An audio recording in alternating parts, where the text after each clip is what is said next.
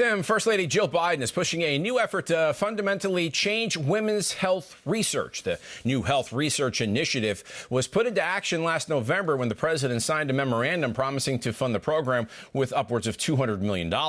Now it appears the effort is raising eyebrows among conservatives. Jill Biden recently touted the measure in North Carolina, where Democrats fear GOP frontrunner Donald Trump will win the highly contested 16 electoral votes. Together, we can write a new future for healthcare, a future where women leave doctors' offices with more answers than questions.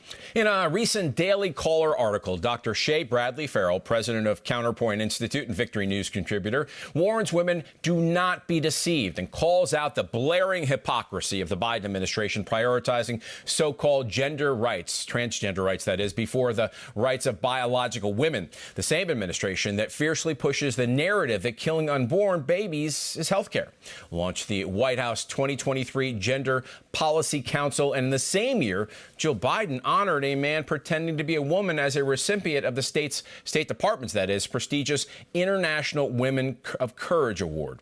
All right, let's talk with the strong voice for conservatives in the global arena. As president of the Counterpoint Institute for Policy Research and Education, Dr. Shea Bradley Farrell, welcome back to Victory News, Doc.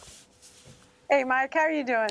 Doing great. Thanks. Thanks for being here. Now, you wrote a great piece, thedailycaller.com, basically warning Americans not to believe that Joe Biden and the White House have women's best interests first in their policies, including this new medical research initiative. Can you tell us why? Because they're obsessed with making abortion part of women's health care.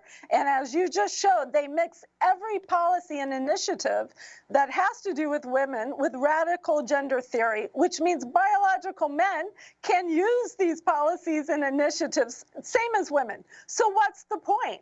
And Mike, contrast that with Trump, who put hundreds of women in senior leadership positions in the United States, grew businesses of women all over the world through an initiative in the State Department, and made us the first country with a law and strategy on women, peace, and security.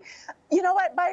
This is nothing new, though, Mike. You know, Democrats have been oppressing women's rights at least since 1878, when they, for decades, started voting down the Women's Rights Amendment. Finally, it's the Republicans who pushed it through in the late 1918, 1919.